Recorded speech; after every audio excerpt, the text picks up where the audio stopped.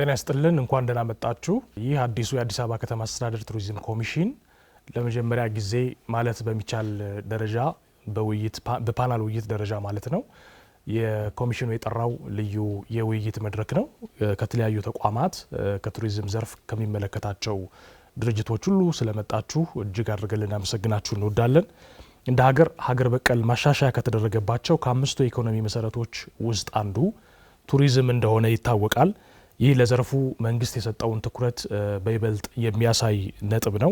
ባለፉት ጥቂት ዓመታት በርካታ የቱሪዝም መሰረተ ልማት ስራዎች እንደ ሀገርም ደግሞ እንደ መዲናችን እንደ አዲስ አበባም ሲተገበሩ ሲሰሩ እንደቆዩ በመሰራትም ላይ እንዳሉ ደግሞ ታውቃላችሁ። በተለይ የቱሪዝም ልማት የመዲናችንን ገጽታ በመገንባት ረገድ ካለው አስተዋጽኦ ባሻገር በዓለም አቀፍ ደረጃ ተወዳዳሪ ከተማ በምን ያህል ልክ መሰራት እንደሚቻል ፍንጭም የታየበት ተስፋም የታየበት ተግባራዊ እንቅስቃሴውም በለውጥ የተገለጠበት እንደሆነ ለቱሪዝም ባለሙያዎች በግልጽ የሚታይ ነገር ነው። የአዲስ አበባ ከተማ አስተዳደር የከተማውን ማህበረሰብ ሁለንተናዊ ተጠቃሚነት ለማረጋገጥ የሚያስችሉ የቱሪዝም መዳረሻ የመሰረተ ልማትና የኮሪደርና የወንዝ ዳር ልማቶችን እየሰራ ነው፣ በመሰራትም ላይ ያለ ነው። ከዚህ ባሻገር የአደረጃጀት ስራ በመስራት ዘርፉ በኮሚሽን ደረጃ ራሱን ችሎ እንዲመራና ዘርፉን በባለቤትነት ይዞ እንዲያንቀሳቅሰው እንደተደረገ ይታወቃል። በዚህ መሰረት በአዲስ መልኩ የተደራጀው የአዲስ አበባ ከተማ አስተዳደር የቱሪዝም ኮሚሽን የጠራው ልዩ የፓናል ውይይት ነው ማለት ነው። የኮሚሽኑ አንዱ ድርሻ ደግሞ ዘርፉን ለማሳደግ በዘርፉ ዙሪያ የሚነሱ ነጥቦችን ከተለያዩ ባለድርሻ አካላትና ጥናትና ምርምር ከሚያቀርቡ ባለሙያዎች ጋር በአንድ ላይ አድርጎ እንዲህ አይነቱን መድረክ ማመቻቸት ስለሆነ ይህ የተግባሩ አንዱ መገለጫ ነው ማለት ነው። በዚህ መሰረት ዛሬ ዘላቂ የቱሪዝም ጽንሰ ሀሳብ አተገባበሩ፣ ተግዳሮቱና መፍትሄዎቹ ምንድናቸው በሚል መሪ ሀሳብ እንወያያለን ማለት ነው። እንደተለመደው ሁለት ባለሙያዎች መነሻ የሚሆን ጥናት ያቀርባሉ። ከዛ በኋላ እናንተ ደግሞ ሀሳቡን በውይይት አዳብሩታላችሁ። በዚህ መሰረት የመጀመሪያው መነሻ ሀሳብ የዘላቂ ቱሪዝም ጽንሰ ሀሳብ አተገባበር ላይ ያተኮረ ነው። ዶክተር ኤፍሬም አሰፋ ናቸው። በዘርፉ ቤተኛ ናቸው። ለእኛም በአዲስ አበባ ዩኒቨርሲቲ የሀገር ልማት ጥናት ትምህርት ቤት ረዳት ፕሮፌሰር ናቸው። በተጨማሪም በዩኒቨርሲቲው የዘላቂ ቱሪዝምና ቅርስ ጥናት ማዕከል ኃላፊም ናቸው። እሳቸው የ15 ደቂቃ ጽሑፍ ያቀርቡልናል። ከሳቸው በመቀጠል ደግሞ የዘላቂ ቱሪዝም አተገባበር ተግዳሮትና መፍትሄዎቹን የተመለከተ አጭር መነሻ በዶክተር ተስፋዬ ዘለቀ ይቀርባል። ዶክተር ተስፋዬ በአዲስ አበባ ዩኒቨርሲቲ የሀገር ልማት ጥናት ትምህርት ቤት ተባባሪ ፕሮፌሰር ናቸው። በተጨማሪም በአዲስ አበባ ዩኒቨርሲቲ የምርምር አቅምና ግንባታ አመራር ዳይሬክተር ናቸው። ሁለቱም በየተራ ያቀርቡልናል። ከዶክተር ኤፍሬም እንጀምራለን። መልካም ጊዜ፣ መድረኩን ለእናንተ ለቃለሁ። የዛሬው የመወያያ ርዕሳችን የዘላቂ ቱሪዝም ጽንሰ ሀሳብና አተገባበር እንዲሁም ተግዳሮቶቹ በሚል ላይ ያለንን ሙያዊ ሀሳብ ለማጋራት ነው። እኔ በተሰጠኝ ደቂቃ የተወሰኑት ሀሳቦች ለማንሳት ፈልጋለሁ። በአራት ጉዳዮች ላይ ማተኮር ፈልጋለሁ። የመጀመሪያው የዘላቂ ቱሪዝም ምንነትና ልዩ ባህሪያት የሚል ነው። ሁለተኛ የዘላቂ ቱሪዝም ምሰሶዎችና ጽንሰ ሀሳቦች ወይም ፕሪንሲፕልስ የሚባሉትን፣ በሶስተኛ የዘላቂ ቱሪዝም አመጣጥ እንደው አጠር ባለ መልኩ ከምን ጀመረ፣ ዛሬ ያለበት ደረጃ ምንድን ነው የሚለውን ለማንሳት ሞክራለሁ። የመጨረሻ ላይ የዘላቂ ቱሪዝም አተገባበር ላይ ሀሳቦችን ማንሳት ፈልጋለሁ። እንደምታውቁት ቱሪዝም ሁለት ገጽ አለው። ሁለት ገጽ አለው ማለት አዎንታዊም አሉታዊም ጎኖች አሉት። ወይም የሚደገፍ የቱሪዝም አይነት አለ፣ የማይደገፍም የቱሪዝም አይነት አለ። የሚደገፍ የቱሪዝም አይነት ብለን ከምንጠቅሳቸው ዋና ዋና የቱሪዝም አይነቶች መካከል የዘላቂ ቱሪዝም አንዱ ነው።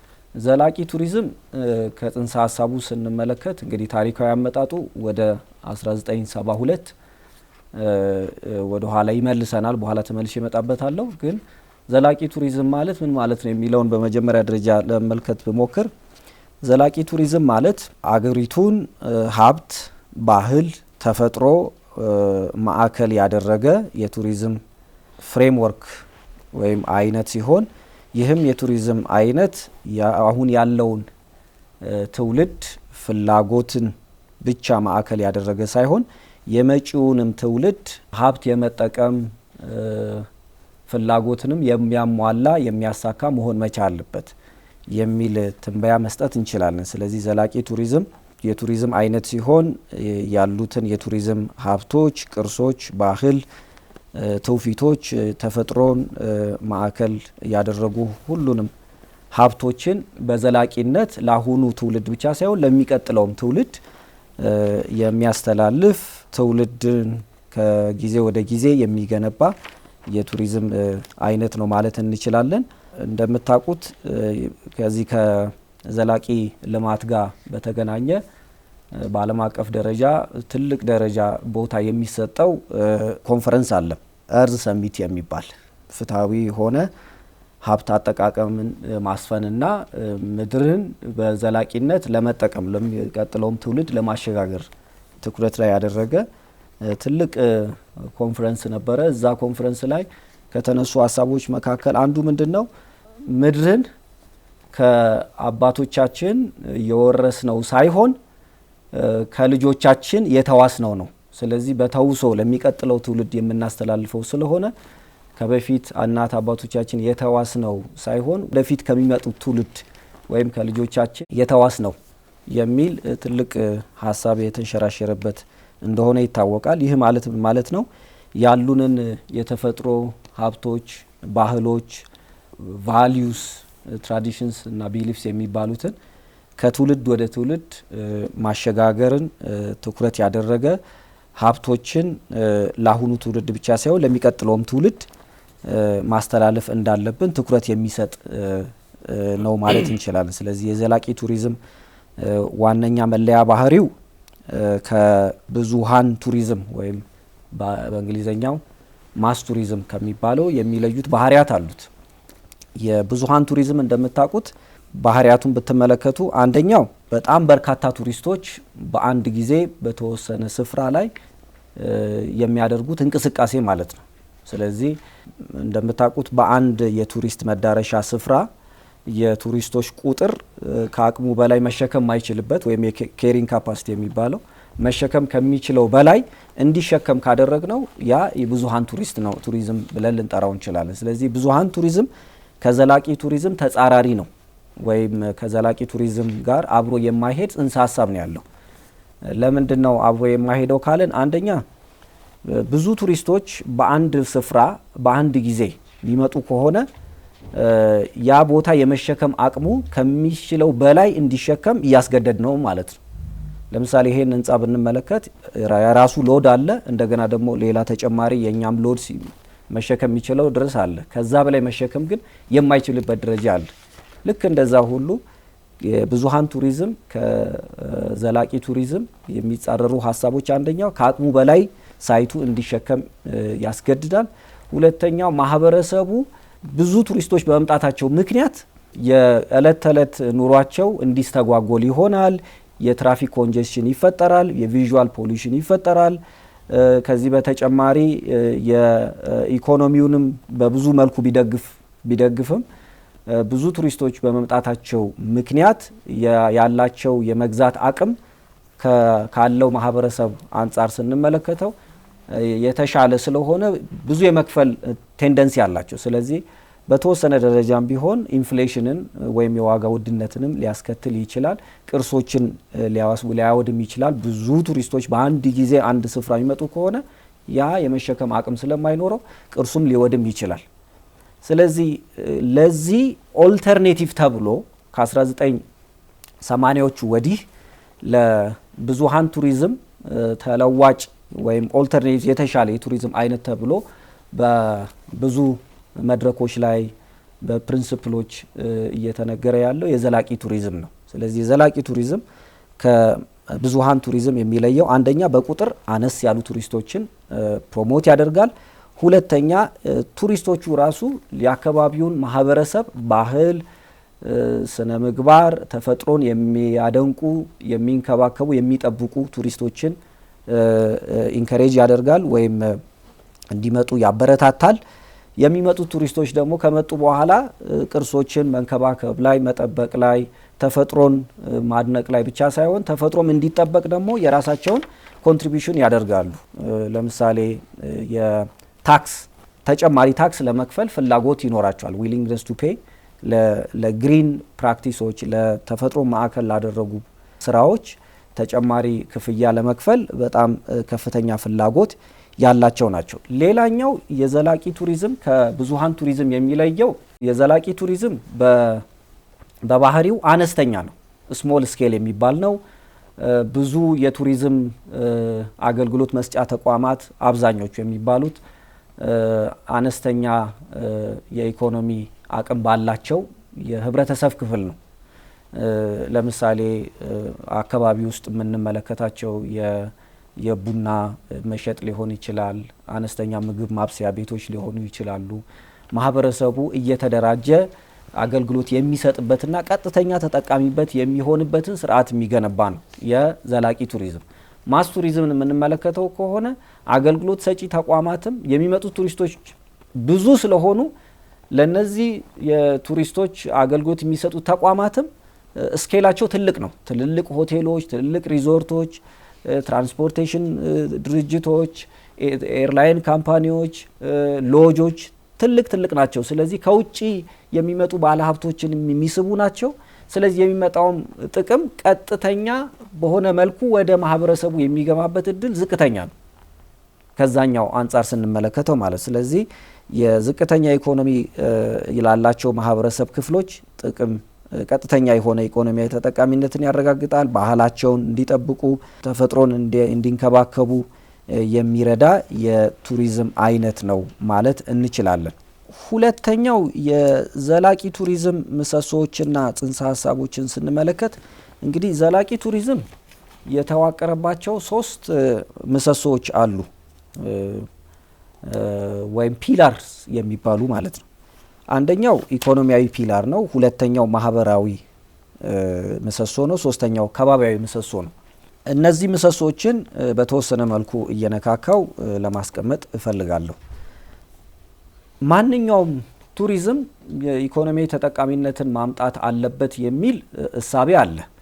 ለምሳሌ መንግስታት ብዙ ቢሊዮን ዶላርስ አውጥተው መንገድ ሲገነቡ፣ ኤርፖርት ሲያስፋፉ፣ ትልልቅ መሰረተ ልማቶችን ለቱሪዝም የሚጠቅሙ ሱፐርስትራክቸር ሲገነቡ ታሳቢ የሚያደርጉት ነገር አለ። አንደኛው ምንድነው? ቱሪዝም የሚፈለገውን የውጭ ምንዛሬ ያመጣልናል ነው አንደኛው እሳቤ። ሁለተኛው ለብዙ ሰዎች የስራ እድል ይፈጥራል ነው። ሶስተኛው የሚመጣው ቱሪስት ከዛ ከቱሪስቱ የሚመጣው ገንዘብ ለማህበራዊ እና ኢኮኖሚያዊ ልማት መሰረተ ልማቶች ድጋፍ ይሰጣል ነው። ለምሳሌ ሆስፒታል ለመገንባት ሊሆን ይችላል፣ ትምህርት ቤት ለማስፋፋት ሊሆን ይችላል፣ መንገድ ለመስራት ሊሆን ይችላል። እነዚህን ይደግፋል ነው። አራተኛ የስራ እድል ይፈጥራል ነው። ስለዚህ በቀጥተኛ በሆነም በተዘዋዋሪ መልኩ የስራ እድልም ይፈጥራል። ሌላኛው ገጽታ ግንባታንም ያመጣል ነው። እነዚህን ጥቅሞች ስንመለከት ዘላቂ ቱሪዝም እንዴት ሊያረጋግጥልን ይችላል ብለን ስናይ አንደኛው ዘላቂ ቱሪዝም አት ግራስሩት ሌቭል ነው፣ መሰረት የያዘ ነው። ከላይ የተንጠለጠለ ሳይሆን ልማቱም ከታች ወደ ላይ እንዲመጣ ይፈለጋል። ስለዚህ ሀብቱም የቱሪዝም ሀብቶችም ቅርሶችም በአብዛኛው ኦውን ይደረጋሉ ተብሎ የሚታሰበው በዝቅተኛው ማህበረሰብ ክፍል ስለሆነ ተሳታፊነቱንም አንደኛ ይጨምራል፣ ባለቤትነትንም የማረጋገጥ እድልም ይሰጣል። ቀስ በቀስ እነዚህ በዝቅተኛ ኢኮኖሚ ደረጃ ያሉ ሰዎች እየተደራጁ ለቱሪስቶች ምግብም መጠጥም እየሸጡ ሲሄዱ ኢኮኖሚያቸውንም ይደግፋሉ። ስለዚህ ቀስ በቀስ ያላቸውን የሊቪንግ ስታንዳርድ እየተሻሻለ ይሄዳል የሚል እሳቤ አለ። ስለዚህ ኢኮኖሚያዊ ጠቀሜታው በጣም በርካታ ነው። እንደምታውቁት የቱሪዝም ዘርፍ ከአጠቃላይ የዓለም ሕዝብ ከ11 ሰው ለአንዱ ሰው የስራ እድል ይፈጥራል ተብሎ ይታሰባል። በተጨማሪም በዓለም አቀፍ ደረጃ በጂዲፒ ያለውን ኮንትሪቢዩሽን መመልከት ይቻላል።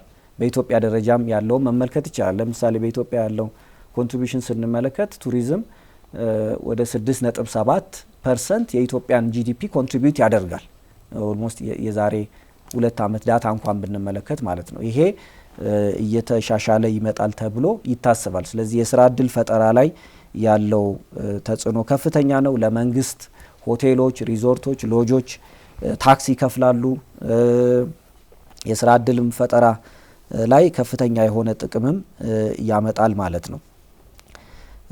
ሴቶችንም ወጣቶችንም በብዙ መልኩ ያሳትፋል።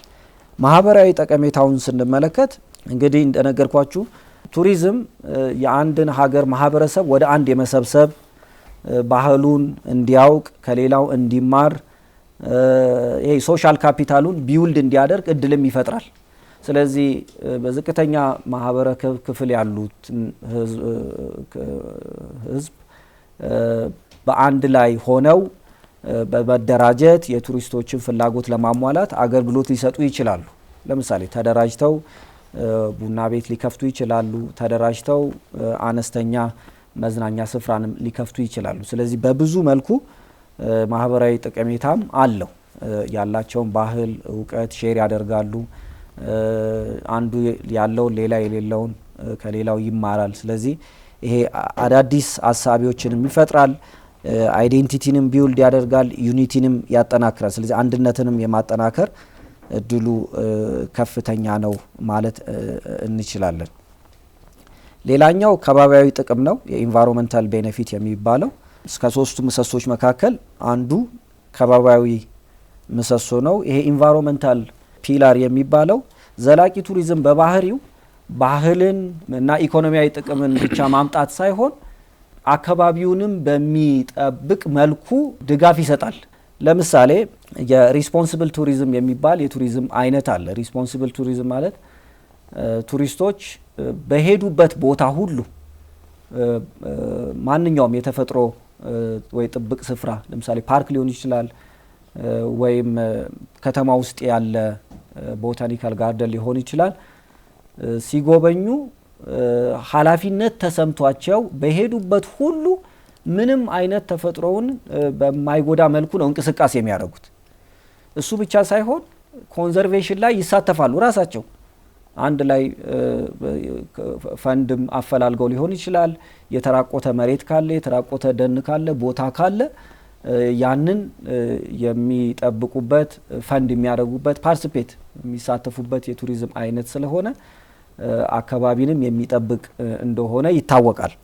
ስለዚህ ዘላቂ ቱሪዝም ስንል እነዚህን ሶስቱን ምሰሶች አንዱ ከሌላው በተሻለ መልኩ የሚፈጸምበት ሳይሆን ኮምፕሮማይዝ የሚደረግ ነገር ሳይሆን ሶስቱም ባላንስድ በሆነ መልኩ የሚፈጸሙበት እንደሆነ መመልከት እንችላለን። ለምሳሌ ኢኮኖሚያዊ ጠቀሜታ ለማምጣት የአካባቢውን ማህበረሰብ ባህል እሴት መጉዳት የለበትም፣ ወይም ተፈጥሮንም ማራቆት የለበትም። ወይም የአካባቢውን ማህበረሰብ ባህልና እሴት ለመጠበቅ ሲባል ደግሞ ኢኮኖሚያዊ ጠቀሜታን ደግሞ አለማምጣት ደግሞ አይቻልም፣ ወይም አካባቢውን እንትን ማድረግ አይቻልም። ስለዚህ እነዚህ ባላንስድ በሆነ መልኩ መሄድ አለባቸው። ብዙ ጊዜ ችግር የሚነሳው ከዛ ጋር የተገናኘ ስለሆነ ነው። ኢኮኖሚያዊ ጠቀሜታ ለማምጣት ስንል ሌሎቹ ሁለቱን ፒላሮች ምንተው ከሆነ ከፍተኛ የሆነ ችግር ይመጣል። ዞሮ ዞሮ ዘላቂ ቱሪዝም ልማት ሳይሆን የሚሆነው ይሄ የብዙሃን ቱሪዝም ነው የሚሆነው ማለት ነው። ይሄን ካልኩ እንግዲህ የዘላቂ ቱሪዝም አመጣጥ ምን ይመስላል የሚለውን በተወሰነ መልኩ ለማየት ልሞክር። እንግዲህ የዘላቂ ቱሪዝም ልማት የሚለው ወይ ዘላቂ ቱሪዝም ጽንሰ ሀሳብ መነሻው ከዘላቂ ልማት እንደሆነ ጥናታዊ ጽሁፎች፣ ዶክመንቶች ያመላክታሉ። ዘላቂ ልማት ምንድነው ካልን እንግዲህ የዘላቂ ልማት ሀሳብ ወደ ኋላ ወደ 1997 የዩኤን ኮሚሽን ኦን ኢንቫይሮንመንት ኤንድ ዴቨሎፕመንት ዘ ብረንትላንድ ኮሚሽን የሚባለው ያወጣውን ሀሳብ ለእናንተ ማስቀመጥ እፈልጋለሁ። በዚህ ኮሚሽን ሀሳብ መሰረት ዘላቂ ልማት ማለት የልማት አይነት ሲሆን የሚመጣውን ትውልድ ፍላጎት የሚያሳካ ሲሆን የአሁኑንም ትውልድ ፍላጎት ከግምት ውስጥ ያስገባ ነው። ስለዚህ የወደፊቱንም ትውልድ ፍላጎት የማያስገባ ልማት አይደለም ማለት ዘላቂ ልማት አይደለም ብለን መነሳት እንችላለን። የዘላቂ ልማትን ካነሳን 1987 ይሄ አሁን ቅድም የጠቀስኩላችሁ ዩኤን ወርልድ ኮሚሽን ኦን ኢንቫይሮንመንት ኤንድ ዴቨሎፕመንት የተባለው የብረንትላንድ ሪፖርት ፕሮዲውስ ያደረገበት ነው 1987 ላይ። ከ1987 በኋላ ራሱ ኮሚሽኑ ያወጣው ሪፖርት አለ። በዛ ሪፖርት መሰረት ማንኛውም የሚሰሩ ስራዎች በዓለም አቀፍ ደረጃ የፍትሃዊ የሀብት ክፍፍልን ማሳካት መቻል አለበት። የሰውንም ልጅ ማዕከል ማድረግ መቻል አለበት። ባህልን የማይጎዳ መሆን መቻል አለበት። ተፈጥሮን የሚጠብቅ መሆን እንዳለበት ያመላክታል። ከዛ በኋላ 1987 ላይ የብረንትላንድ ሪፖርት አወር ኮመን ፊውቸር የሚል ሪፖርት ፕሮዲውስ የተደረገበት ነው። በዚህ ይሄ ሁሉም ሰው መሬትን ለመንከባከብ ኃላፊነት አለበት፣ ሀብቶቿንም ለመጠበቅ ኃላፊነት እንዳለበት የሚያሳይ ነው።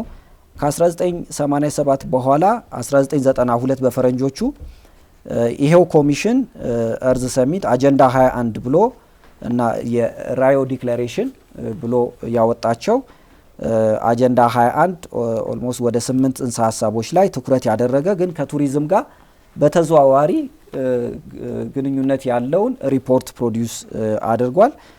እንደው ሃይላይት ለማድረግ እነዚህ አጀንዳ 21 ምን ላይ ትኩረት ያደርጋል ተብሎን እንኳን ብንመለከት የመጀመሪያው የዌስት ወይም የቆሻሻ መጠናችንን መቀነስ መቻል አለብን። ስለዚህ በሁሉም እንቅስቃሴዎቻችን በምናመርትበት ጊዜ፣ አገልግሎትን በምንሰጥበት ጊዜ ዌስት መጠንን መቀነስ በሚችሉ ስራዎች ላይ መሰማራት አለብን። ስለዚህ ቴክኖሎጂን እንደ አንደኛ ግብዓት መጠቀም አለብን። ሪዩዝ ወይም መልሶ መጠቀም ላይ ትኩረት ማድረግ መቻል አለብን። አንዴ ተጠቅመን የምንጥለው ሳይሆን በተደጋጋሚ ያንን በመጠቀም ወደ ከባቢ የሚጣለውን ቆሻሻ መጠን መቀነስ ይቻላል።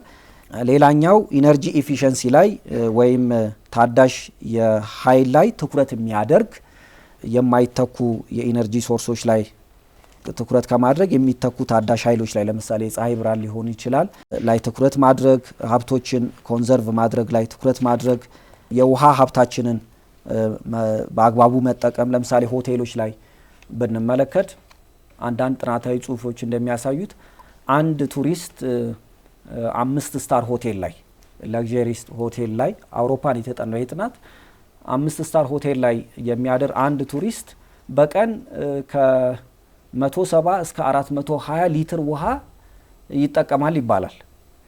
ይሄ በጣም ከፍተኛ የሆነ የውሃ መጠን ነው። በዚሁ ጋር ተያይዞ አንድ ቱሪስት በዚሁ ሆቴል የሚያድር በአንድ ኦቨርናይት እስከ 1 ኪሎ ግራም ዌስት ፕሮዲውስ ያደርጋል ይባላል። ስለዚህ በዓለም ላይ ያሉትን የቱሪስት ቁጥሮችን ከግምት ውስጥ ብናስገባ አንድ ቱሪስት በቀን ምን ያህል ቶንስ ኦፍ ዌስት ፕሮዲውስ እንደሚያደርግ መመልከት እንችላለን። ስለዚህ ቱሪዝም በባህሪው ኮንሰምፕቲቭ ኢንዱስትሪ ነው። ኮንሱም ያደርጋል፣ ኢንቫይሮንመንትን ኮንሱም ያደርጋል፣ ካልቸርን ኮንሱም ያደርጋል፣ ዎተርን ኢነርጂን ኮንሱም ያደርጋል። ስለዚህ በአግባቡ ጥቅም ላይ በሚውል መልኩ ፕሮቶኮሎች ወይም ስታንዳርዶች ዲቨሎፕ ካልሆኑ ዘላቂ ቱሪዝም መልሶ ጥያቄ ውስጥ ይገባል።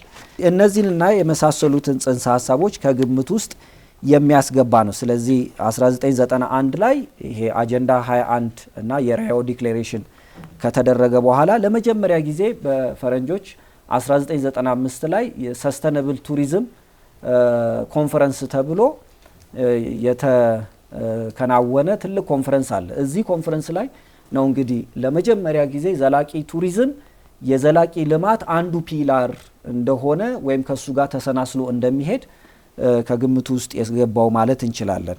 ከዛ በኋላ የዓለም ቱሪዝም ድርጅት ከተቋቋመ በኋላ 1970ዎቹ በኋላ 1999 አካባቢ የግሎባል ኮድ ኦፍ ኢቲክስ ፎር ቱሪዝም የሚባል 10 ኤቲካል ፕሪንሲፕሎችን የያዘ በማንኛውም የቱሪዝም ዘርፍ በሆቴልም ሊሆን ይችላል፣ በሬስቶራንትም ሊሆን ይችላል፣ በትራቨል ትሬድ ቢዝነስ፣ በቱር ኦፕሬሽን ፈርም፣ በትራንስፖርቴሽን ፈርም ላይ ሊሆን ይችላል፣ ወይም በማንኛውም የቱሪዝም መዳረሻ ስፍራ ሊሆን ይችላል መተግበር አለባቸው ብሎ 10 ጽንሰ ሀሳቦችን ማነው ኮድ ኦፍ ኢቲክስ ብሎ ያስቀምጣቸዋል። ለምሳሌ ቱሪዝም ለሙቹዋል አንደርስታንዲንግ ለሰላምና ለጸጥታ ግንባታ ያለው ሚናና በህዝቦች መካከል በማህበረሰቦች መካከል ያለው ግንኙነት ማጠናከር እንዳለበት ያስቀምጣል።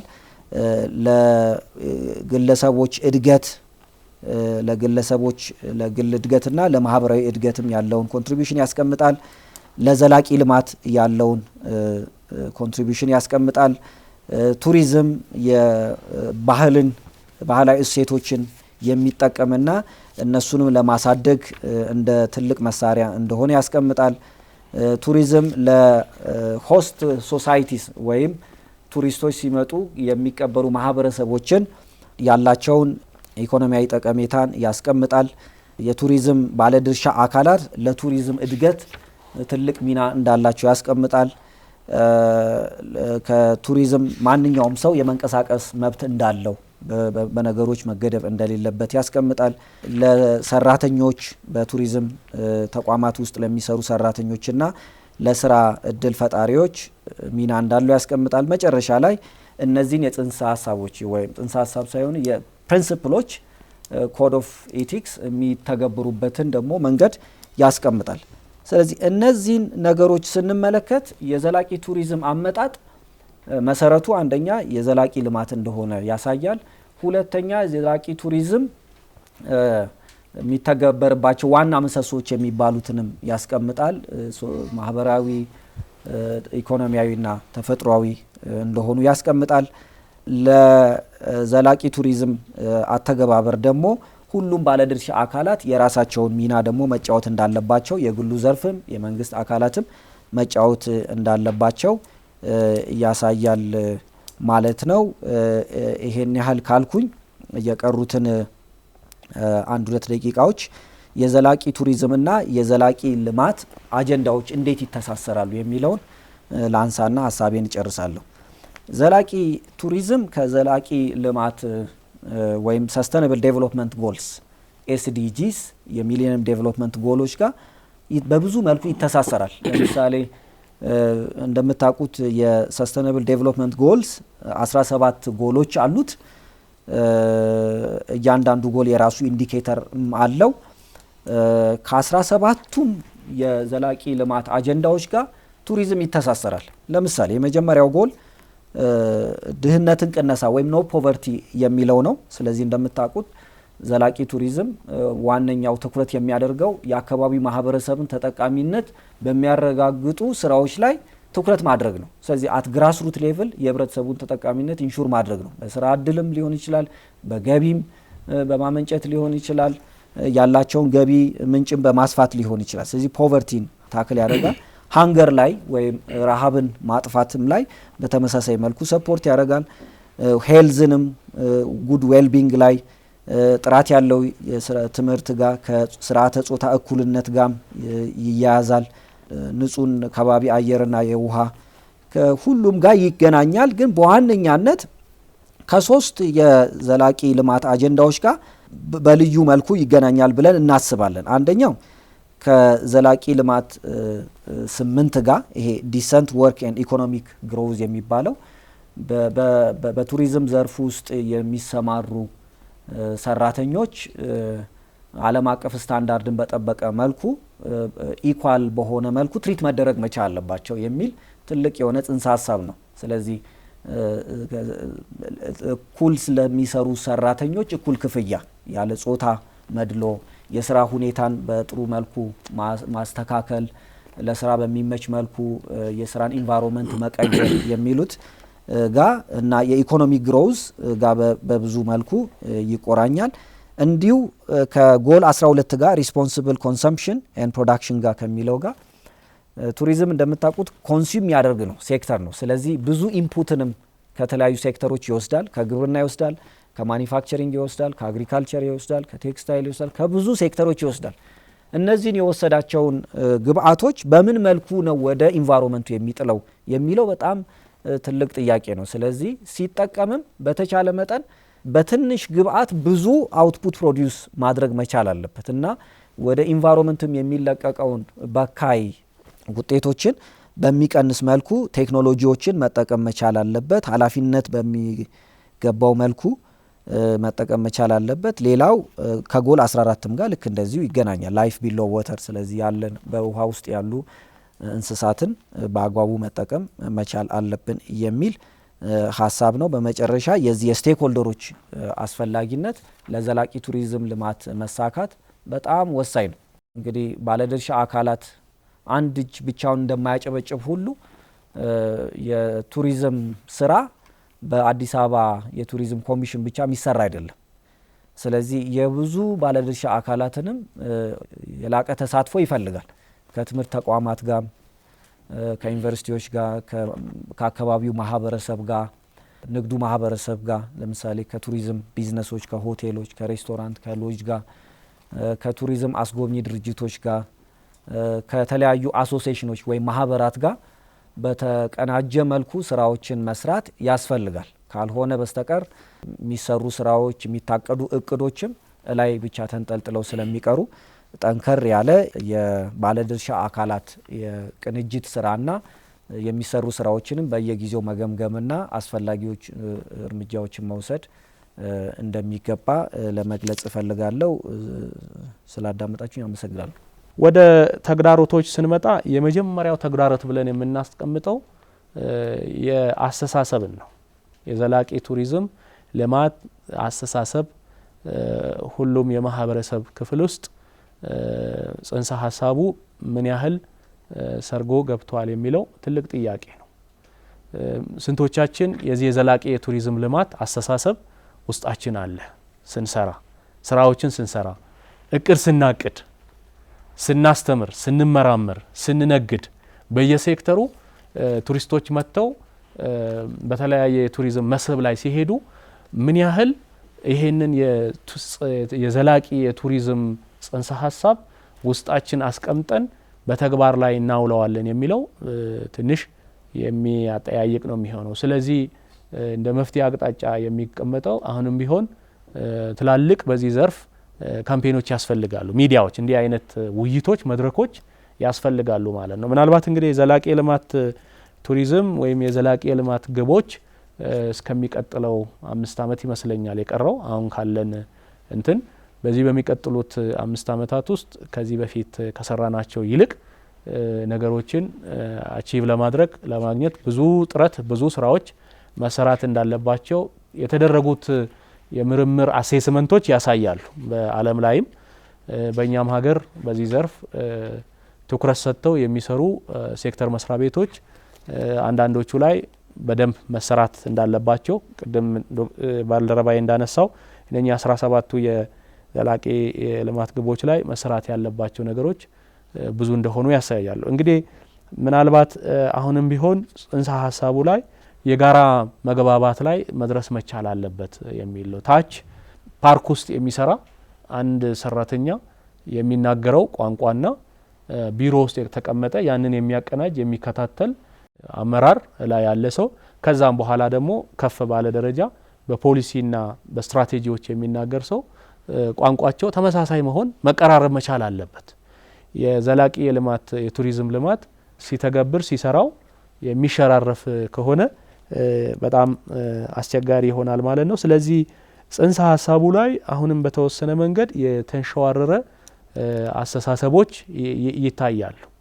ምናልባት ወደ ፍቺው አልወስዳችሁም መልሼ የዘላቂ ቱሪዝም ልማት ሲባል አሁን ያለውን ትውልድ ፍላጎት የሚያሟላ የቱሪዝም ፍላጎት የልማት ፍላጎት የሚያሟላ እንዲሁም ደግሞ የመጪውን ትውልድ ፍላጎት ምናልባትም ጥያቄ ውስጥ ያላስገባ የሚል ነው በዋናነት የሚንጠለጠለው። አሁን ያለውን ትውልድ ፍላጎት አሟልተዋል ወይ የሚለው ራሱን የቻለ ፍቺው አካባቢም ራሱን የቻለ ብዥታዎች የሚጭሩ አስተሳሰቦች አሉ። እንደገና ይሄኛው ትውልድ የሚፈልገውን ነገር ከዛ ውስጥ በተለይ በቱሪዝም የሚፈልገውን ነገር ሳያገኝ ለሚቀጥለው ትውልድ ያለምንም ተግዳሮትና ጥያቄ እንዴት ነው የሚያስተላልፈው የሚለው ደግሞ ራሱን የቻለ ሌላ የውይይትና የትችት ዘርፍ ነው። በብዛት በዚህ ዘርፍ የሚመራመሩ የሚጽፉ አስተሳሰብ የሚሰጡ ሰዎች እርስ በራሳቸው በየካምፕ ውስጥ በግራና በቀኝ ሲፋለሙ እናያለን በዚህ ዘርፍ ላይ ማለት ነው። ስለዚህ አሁንም ቢሆን እንደ ለቱሪዝም ለአዲስ አበባ ቱሪዝም ኮሚሽን እዚህ ላላቸው የባለድርሻ አካላት እኛም እንደ ዩኒቨርሲቲ መምህራን እና ተመራማሪዎች በዘርፉ ሀሳብ አስተያየት እንደሚሰጥ ሰው እዚህ አካባቢ ላይ ሰፋ ያለ ስራዎች መሰራት እንዳለባቸው የሚያሳይ ነገር አለ ማለት ነው። ሌላኛው ተግዳሮት በብዛት የሚነሳው ከዚህ ከሶስቱ ምሰሶዎች ጋር ተያይዞ ነው። ሶስቱን ምሰሶዎች አንጻራዊ በሆነ መልኩ አያይዞ መሄድ ላይ ሶስቱንም እኩል የማየት ችግር አባዜ አለ። አሁን ሶስቱንም ምሰሶዎች ቅድም ያልናቸው አንደኛው ኢኮኖሚው ነው፣ ሁለተኛው ኢንቫይሮንመንቱ ነው፣ ሶስተኛው ደግሞ የማህበራዊ ዘርፍ ነው።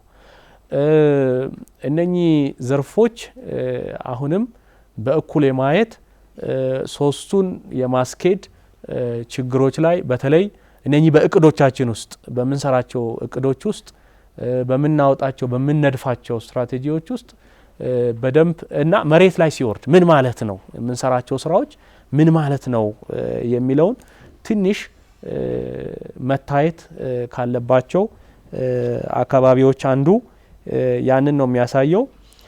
ትኩረት ተሰጥቶ በብዛት እየተሰራ ያለው ከዚህ ከምጣኔ ሀብቱ ጋር የተያያዘው ዊንግ ነው። በብዛት የምናየው እዚህ የምጣኔ ሀብቱ ላይ ነው የሚሰጠው። ቅድም እንደተባለው ለስንት ሰዎች የስራ እድል ፈጥረዋል፣ ምን ያህል ገንዘብ ተገኝተዋል፣ ትርፋማ ነው አይደለም፣ ምን ያህል ያስኬደናል የሚሉ ጥናቶች ይኖራሉ። አዋጭነት ነገሮች ይሰራሉ። ከምናገኘው ለምሳሌ አንድ ቱሪስት መጥቶ ሲጎበኝ የሚያስጎበኘው አካል አንድ ቦታ አዲስ አበባ ውስጥ ሲወስደው የሚያየው የሚያገኛትን ከዛ ውስጥ የሚያገኛትን የገንዘብ ነው የሚያየው። እዛ አካባቢ የሚመነጨውን ሀብት ነው የሚያየው እንጂ ከሱ ጋር ያለው ቱሪስት የለበሰው አለባበስ ምን ያህል ማህበረሰቡን ይረብሻል የሚለውን ነገር ብዙ ላይ ይችላል። አንዱ እንግዲህ የምናየው ይሄ ነው፣ መገለጫው አንዱ ይሄ ነው፣ ወደ መሬት ሲወርድ ማለት ነው። ይዞ ነርተውት የሚሄዱት መኪና የሚያወጣው ጭስ ምን ያህል አካባቢውን እዛ አካባቢ ያለውን ማይክሮ ክላይሜቱን በምን ያህል መንገድ ይጎዳዋል የሚለውን ላናየው እንችላለን ማለት ነው። ስለዚህ እዛ አካባቢ ሶስቱ ምሰሶዎች አካባቢ መሰራት ያለባቸው በተለይ እኩል በማድረግ በመዳሰስ መሰራት ያለባቸው ስራዎች እንዳሉ የሚያሳዩ ጥናቶች፣ መረጃዎች በስፋት ይስተዋላሉ። ሁለተኛው እንትን ላይ ነው የሚሰጠው፣ የዚህ አካባቢ ጥበቃ ላይ ነው የሚሰጠው። አሁን በተለይ በዚህ ባለፉት ጥቂት አመታት ውስጥ ቅድም እንዳልኳችሁ ከመልሶ ከተማውን ገጽታ ከመገንባት አንጻር የአካባቢው ገጽታ ላይ የተሰሩ ስራዎች ኢንቫይሮንመንቱን በደንብ አድርገው ከግምት ያስገቡ ናቸው። እንግዲህ ሶስተኛው ዊንግ ትንሽ በተለይ የዚህ የማህበራዊ ዘርፉ በምን አይነት መንገድ ከሁለቱ ከምጣኔ ሀብትና ከአካባቢው ጋር መስተጋብር ፈጥረው እኩል በሆነ ዘላቂ የሚባለው በነገራችን ላይ ሶስቱም እኩል ሲሆኑ ነው፣ በእኩልነት ስንሰራ ነው። አለበለዚያ ዘላቂ ልማት የሚለውን መርህ ይጥስብናል እና ብዙዎቹ የዓለም የቱሪዝም መዳረሻዎችም በሀገራችንም ያሉት በከተማችንም ያሉት እነኚህን ሶስቱን ምሰሶች አንድ ላይ ይዘው የማይሽከረከሩና ወደፊት የማይፈነጠቁ ከሆነ አስቸጋሪ ነው የሚሆነው ማለት ነውና እዛ አካባቢ ላይ መታየት ያለባቸው ጉዳዮች እንዳሉ በስፋት ይታያል። ሌላኛው በተለይ የሀብት አጠቃቀም ጋር የሚታዩ ተግዳሮቶች ናቸው። የምንጠቀማቸውን ሀብቶች የምንይዝበት አያያዝ ከተማ ውስጥም ከተሰሩት አንጻር እንግዲህ እንደ ተግዳሮት መነሳት ይችላሉ። የጸዱ ቦታዎች በምን አይነት ልክ ነው እየተጠቀምን ያለ ነው፣ እንዳይበከሉ ምንድነው እያደረግን ያለ ነው የሚለው የራሱ የሆነ ፓርክ ውስጥ አሁንም እንትን የሚጥል ይኖራል።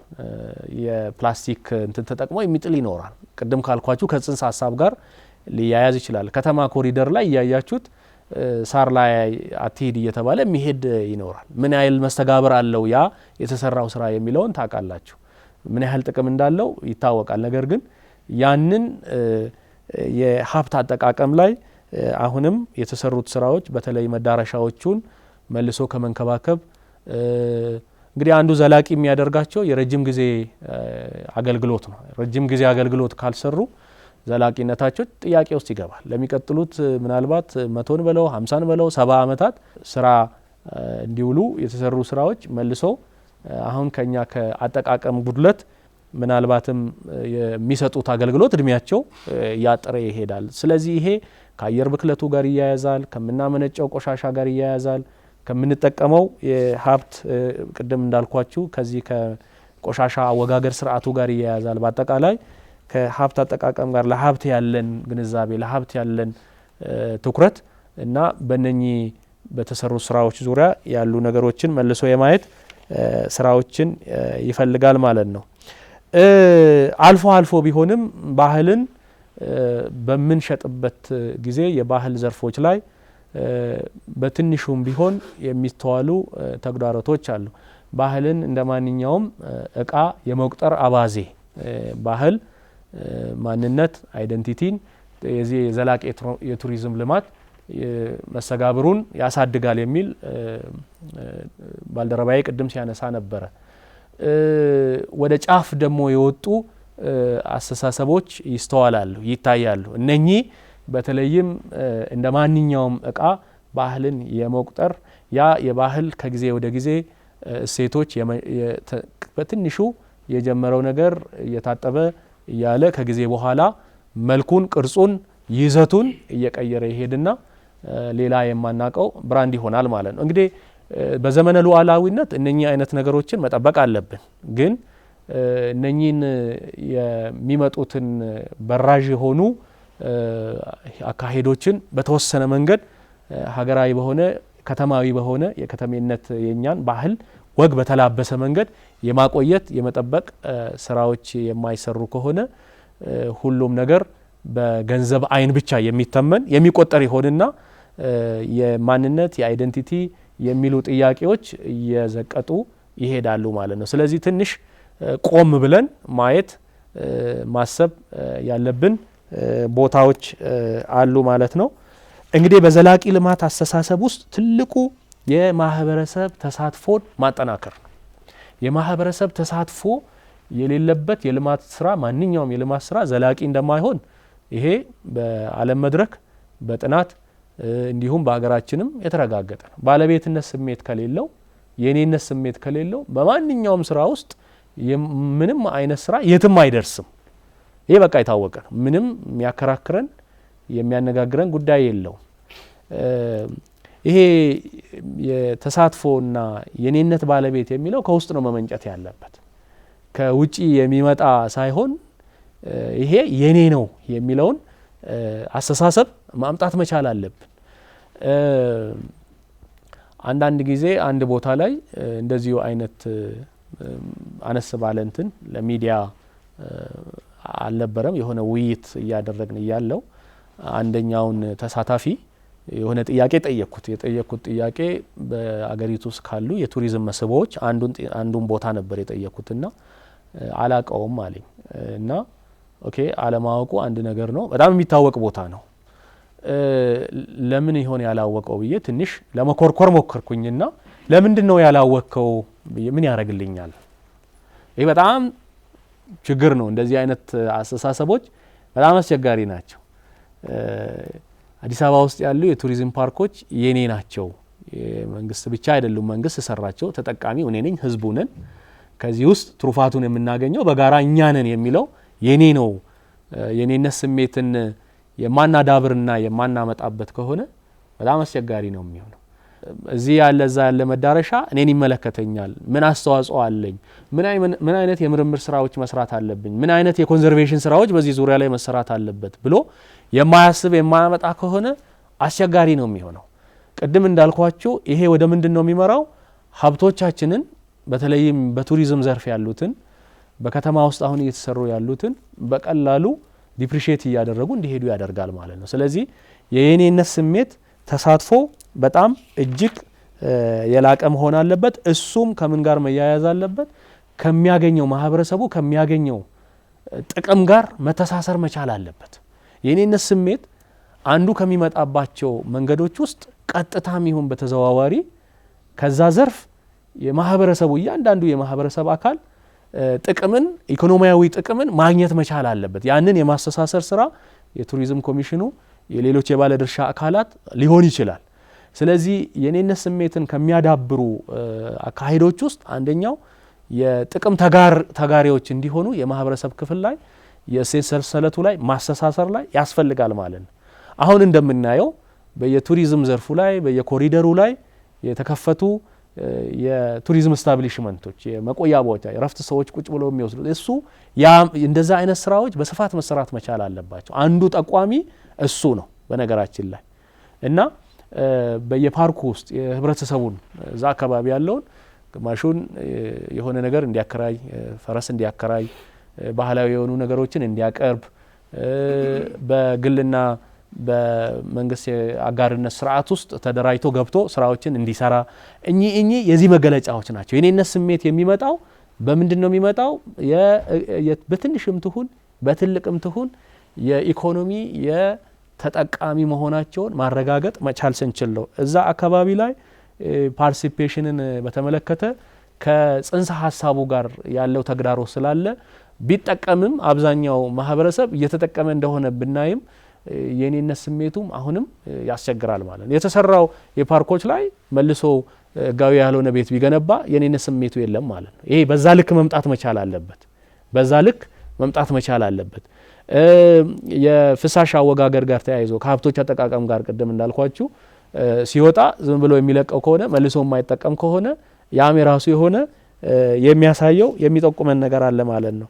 ስለዚህ እንግዲህ አንደኛው ከማህበረሰብ ጋር መሰራት ያለባቸው ስራዎች ላይ ስናቅድ ስናልም በየዶክመንቱ ውስጥ የሚሰሩትን ስራዎች ስንተች መልሰን ስናይ በየ6 ወር ምን በለው በየ3 ወር ምን በለው በ9 ወር ምን በለው የሚሰሩ ስራዎች ተሰባብረው ወደ መሬት ሲወርዱ ይሄን የዳሰሰ በትክክል ይሄ የምናገለግለው ህብረተሰብ ከኛ ጋር የሚሰራው በባለቤትነት ስሜት እየመራው ነው ወይ የሚለውን ጥያቄ በአግባቡ መመለስ መቻል አለብን የሚል እይታ አለኝ። እንግዲህ ሌላኛው ተግዳሮት በጣም በዘርፉ ከሚታዩ ነገሮች ውስጥ የመረጃ አያያዝ መረጃን ሰንዶ ወደ እውቀት የመቀየር ያንን እውቀት ተጽዕኖ በሚፈጥር መንገድ ማምጣት ላይ በጣም ተለቅ ያለ ተግዳሮት ነው ያለው። ይሄ በዚህም ሴክተር በሌሎቹም ሴክተሮች ላይ የምናያቸው ናቸው። ትልቁ ነገር የመረጃ ምንጩ ምንድነው? መረጃው የተደራጀበት አካሄድ በምን አይነት ሁኔታ ነው? ያ መረጃ አንድ ላይ ተሰብስቦ ይዞት የሚመጣው እውቀት የሚያመጣው እውቀት እንዴት ነው ለማህበረሰቡ የሚደርሰው? ለተገልጋዩ የሚደርሰው? ለቱሪስቱ በምን አይነት መንገድ ነው የሚደርሰው? እንደ ሀገር ደግሞ እንደ ከተማ የቱሪዝም ኮሚሽን ምን አይነት ተጽዕኖ ፈጥሯል ያ መረጃ የሚለው ትንሽ ስራ ከሚፈልጉ ሁኔታዎችና አካሄዶች አንዱ ነው። እንግዲህ ስንት ቱሪስት መጣ የሚለው ጥያቄ ጋር ነው የሚወስደን ይሄ በአጠቃላይ ማለት ነው። ፓርኩን ስንት ቱሪስቶች ጎበኙት? ወንዞቻችንን አሁን ከጸዱ በኋላ ስንት ሰው ጎበኘው? የሀገር ውስጥ የውጭ ሀገር። ከዛ ውጪ በየተቋማቱ አገልግሎት ያገኙት ስንት ሰዎች ናቸው? ይሄ ቀላሉ ማሳያ ወደዛ ይወስደናል። ያ የመጣውን ደግሞ ከዛ ውስጥ ስንቱ ወደ ሀብት ተቀየረ? በሀገር ውስጥ ምን በለው ከውጭ ሀገር የሚመጣው ጎብኚ ስንቱ ከዛ ውስጥ ወደ ሀብት ተቀየረ? ተቀይሮ ምን አይነት ትርጉም ያለው ስራ ተሰራበት? ይሄ ነው እንግዲህ አሁን ይሄ አስተሳሰብ በስፋት ካልተቆራኘና ካልታየ በጣም ከፍተኛ የሆነ ተግዳሮቶችን ይሰጠናል። አንደኛ የምንሰጣቸው መረጃዎች ሙሉ አይሆኑም። ሁለተኛ የምንወስናቸው ውሳኔዎች አሳሳች ይሆናሉ። ሶስተኛ የምናስተላልፋቸው በዛ ዘርፍ የምንፈጥራቸው ተጽዕኖዎች የተንሸዋረሩ ይሆናሉ። ስለዚህ በዚህ በመረጃ አያያዝ በመረጃ ምንጭ መረጃን ደግሞ ቀምረን አንድ ላይ ተይዞ በሴክተር ውስጥ ለምሳሌ የቱሪዝም ሳተላይት አካውንት በቅርብ ጊዜ ኦልሬዲ እንደተጀመረ እናውቃለን ሁላችንም። ያ ምን ያህል ወደ መሬት ወርዶ የከተማውንም የሚመጡትንም ቁጥር ምን ያህል እንትን ይያለ ስንት ሪሶርስ ተገኘ በአንደኛው ሩብ ዓመት ስንት ሪሶርስ ተገኘ ዝም ብለን ከአንድ ተቋም ብንጠይቅ 2-3 ነገር ሊነግሩን ይችላል። ይሄ ከመረጃ ክፍተት ነው የሚመጣው። ስለዚህ እነኚህ አይነት ነገሮች መሰራት ካለባቸው ስራዎች ውስጥ አንደኛው ነው የሚሆነው። ከፍተኛ ተግዳሮትም ካሉን ዘርፎች ውስጥ ይሄ ነው። እንደ ሴክተርም በዘላቂ ቱሪዝም ውስጥ አንዱ ደግሞ ትልቁ ያ ነው። አንዱ የዚህን መረጃ አያያዝ አተናተን አጠቃቀምና የሚፈጥረውን ተጽዕኖ ሰንሰለቱን ይዞ እንድንሄድ ማድረግ ይጠበቅብናል ማለት ነው። መዳረሻዎቻችንን ከተማ ውስጥ ያሉትንም የኢንቨስትመንት ስራዎችም ሲሰሩ በአጠቃላይ ከሚታዩት ውስጥ በምን አይነት ደቂቃ ውስጥ እንደርሳለን ነው ትልቁ። በምን አይነት ደቂቃ ውስጥ እንደርሳለን ነው እና የእንቅስቃሴዎቻችን የምንፈልገው ቦታ ላይ አንደኛ ምን ያህል ክፍት ናቸው፣ ምን ያህል አክሴሰብል ናቸው፣ እንደ የሚወስደው ጊዜ ምን ያህል ነው የሚወስደው የሚለው ያ የሚያሳየን መጨረሻ ላይ እዛ ጋር የሚያደርሰን መንገድን ነው የሚጠቁመው። ትስስሩን የመንገድ ትስስሩን የሚያሳይ ነው። አሁን እንደምናውቀው በሀገር ደረጃም በእኛም በዚህ ከተማ ውስጥም በአዲስ አበባ ከተማም ቱሪዝም ኮሚሽኑም እየተሰሩ ያሉ ስራዎች ወደ መዳረሻዎቻችን በስፋት ያቀረቡን ናቸው። በዚህ በአመታት ውስጥ የተሰሩት ጠቅላላ ግንዛቤው ያንን ነው። ደርሰናል ማለት ነው። አሁን አንዳንድ ቦታዎች ስንሄድ በተወሰነ መንገድ በአስፋልት፣ በተወሰነ መንገድ በጥርጊያ መንገድ፣ በተወሰነ መንገድ በእግር ከዛ በኋላ መጨረሻ ላይ መዳረሻው ጋር እንደርሳለን፣ መስህቡ ጋር እንደርሳለን። ያ ሲግኒፊካንትሊ ቀንሷል። በተለይ አሁን ከተማ ውስጥ ደርሰናል፣ እየደረስን ነው። ሙሉ በሙሉ አልቋል ወይ የሚለው ጥያቄ ግን አሁንም እንደ ጥያቄ ማየት መልሰን ሀሳቦቹን እዛ አካባቢ መፈተሽ ያስፈልጋል። ሙሉ በሙሉ አንድ የቱሪዝም መስህብ አንድ ጎብኚ የሀገር ውስጥም ይሁን የውጭ ሀገር ማንኛውም የከተማ ነዋሪ በቀላል ትራንስፖርት ከቻለ ዎኪንግ ዲስታንስ ካልሆነ በሚሄደው ማጓጓዣ ያለምንም እንትን መድረሱን ማያያዙን እርግጠኛ መሆን አለብን የሚል ነው። ከስራ ባልደረባዬ ጋር ዶክተር ኤፍሬም ጋር አንድ በቅርብ ጊዜ እየሰራን ያለነው አንድ ጥናት አለ። ሰፊ ጥናት ነው። ለአንድ ከተማ ነው እየሰራን ያለነው። ጥናቱ ስላላለቀ ባልገልጸው ጥሩ ነው ብዬ ነው። እዛ ውስጥ ስንሰራ ካየናቸው ነገሮች ውስጥ አንዱ ይሄ የመጨረሻ መዳረሻ ቦታዎች ላይ ማያያዝ ኮኔክቲቪቲ እና አክሴሲቢሊቲ እንዲሁም ደግሞ ከሚወስድብን ጊዜ ፍጆታ አንጻር አይተ ነው። በጣም ቅርብ ከተማ ነው፣ እኛው ጋር ያለ ከተማ ነው፣ ዙሪያችን ላይ ነው። ነገር ግን መዳረሻዎቹ ጋር ለመድረስ አሁንም ትግሎችን ያሳያል። የሆነ ሰዎች ውጣ ውረድ ውስጥ መሄድ አለባቸው። ጎብኚዎች ትንሽ ኮንፈርታቸውን መንሳት አለባቸው። ይሄ እንዲህ አይነቶቹ ተግዳሮቶች ቀላል ይመስላሉ፣ ግን ሴክተሩ ላይ ኮሚሽኑ ላይ የሚሰሩ ስራዎች ላይ የራሳቸው የሆነ እንድምታ አላቸው። ዘላቂ የቱሪዝም ልማትንም በማረጋገጥ ረገድ ተግዳሮቶች ናቸው ማለት ነው። በቀላሉ ደግሞ የምናያቸው የቱሪዝም ኢንፍራስትራክቸሮችን ጥሩ የቱሪዝም ኢንፍራስትራክቸሮች የተሰሩ አሉ። የመረጃ የሚሰጡ ማዕከላት፣ የቱሪዝም ማፕ፣ ሳይኔጆች፣ ምልክቶች እዛ አካባቢ መዳረሻዎቹ አካባቢ ያሉ እና ጥሩ ያየናቸው ነገሮች አሉ። እውነቱን ለመናገር ከዚህ በፊት ያላየናቸው በካሜራ የታገዙ አቅጣጫዎችን የሚጠቁሙ የመረጃ ማዕከላት በአግባቡ የተደራጀባቸው ቦታዎች እናገኛለን። አልፎ አልፎ ደግሞ እነኚህን ነገሮች የማናገኝባቸው በተለይ የመረጃ ለቱሪዝሙ በቂ የሆነ ለቱሪስቱ በቂ የሆነ መረጃዎችን ከመስጠት አንጻር አሁንም መፈተሽ መታየት ያለባቸው ቦታዎች አሉ። ሽንት ቤት መጠቆም ቀላል ነገር ነው። ጎብኚ አመጣን ከኛ ጋር እየሄደ ነው ሳይጠይቅ የት ነው ያለው ብሎ ጊዜ ሳይወስድ በሚቀመጡት ሳይኔጆች አይቶ በራሱ ጊዜ መሄድ መቻል አለበት። ያው አሁን የምናየው አብዛኛዎቹ ወይ ደብዘዝ ብለዋል፣ ወይ ወድቀዋል፣ ወይ ደግሞ አልተጻፉም ከነጭራሻቸው። ስለዚህ መረጃ ማዕከሎችንም ስናይ በዛ አይነት ልክ የተደራጁ የማርኬቲንግ ኮንሰፕት ያላቸው ዌብሳይት እዛው አካባቢ ያላቸው የተጠናከረ የሰው ኃይል ያላቸው የቱሪዝም የመረጃ መስጫ ማዕከላት ላይ የምናያቸው ድክመቶች አሉ። እንግዲህ ሌላኛው ከዚህ ከተግዳሮቶቹ ጋር ተያይዞ የማስተዋወቅ ስራ ላይ ከፍተኛ ጉልበት፣ ከፍተኛ እውቀት፣ ከፍተኛ የሆነ ገንዘብ አቅም የሚፈልግ ዘርፍ ነው። ማስተዋወቅ አንዳንዴ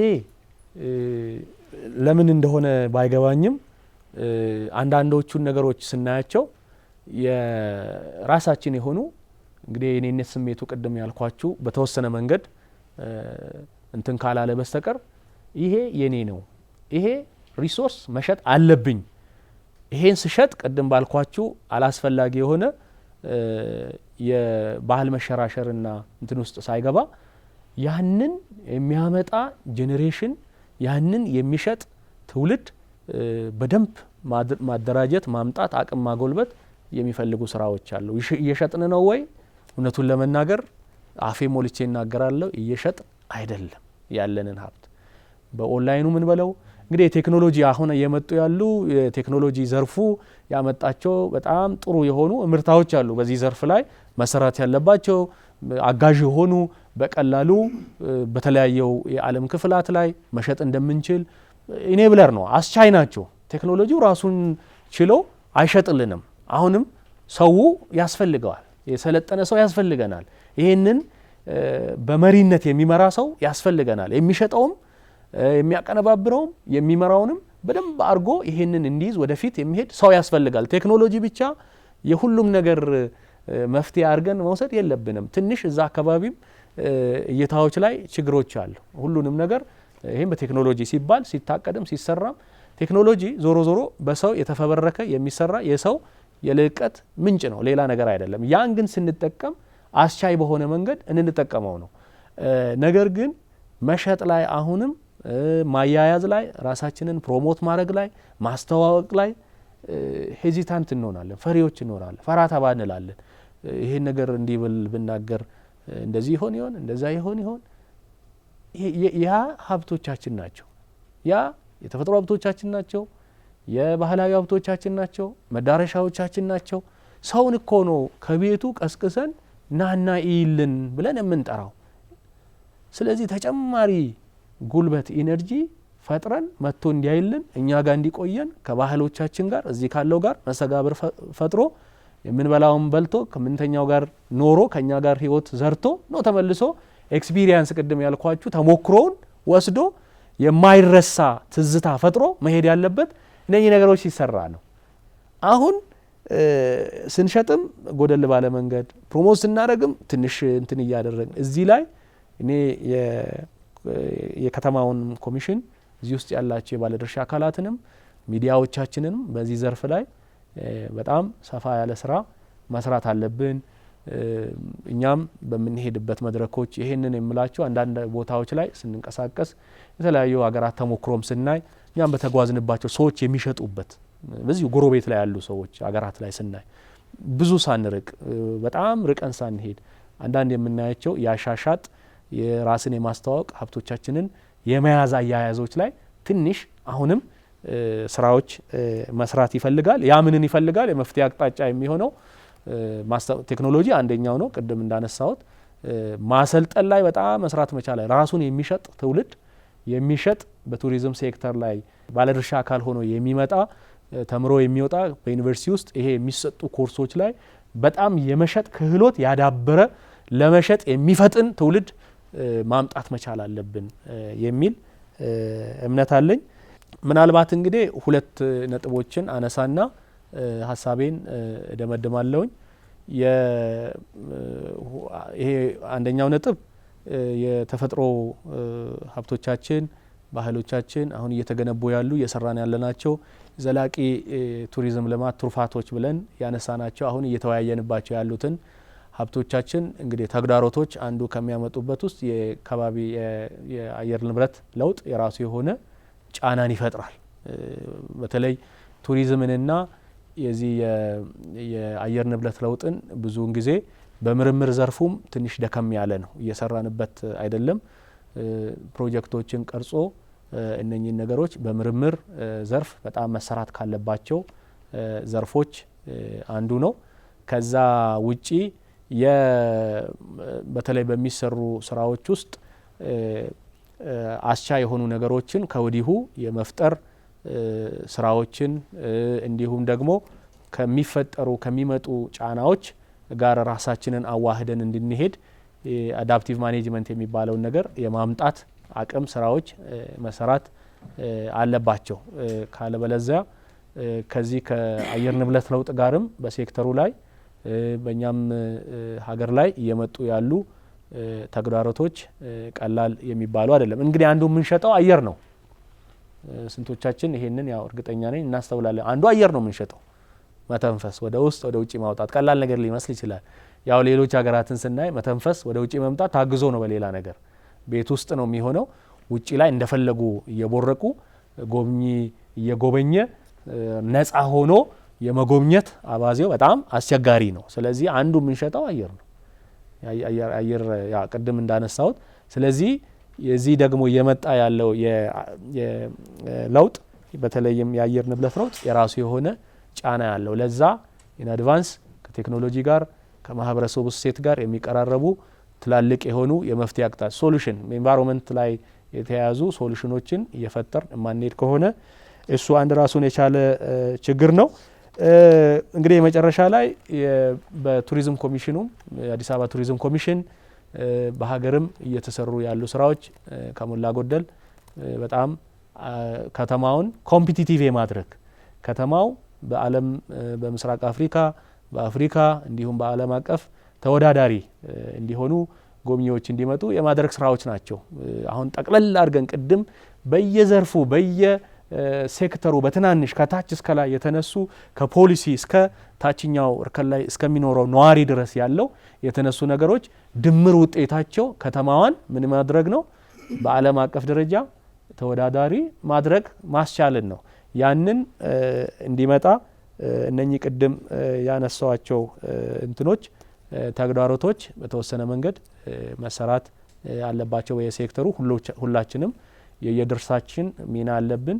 ሁላችንም በየሴክተሮቻችን የቤት ስራዎች ያሉብን መስራት ያለብንን ነገር መስራት አለብን። የሚመራመረውም ፖሊሲ የሚያወጣውም የሚተገብረውም የሚያስፈጽመውም የሚከታተለውም እያንዳንዱ በጋራ በመቀናጀት እነኚህን ስራዎች ከሰራን እንዳልኳችሁ በምስራቅ አፍሪካ አይደለም በአፍሪካ አይደለም ተመራጭ የሆነች ከተማን በመገንባት እና ጎብኚዎች መጥተው እንዲጎበኙ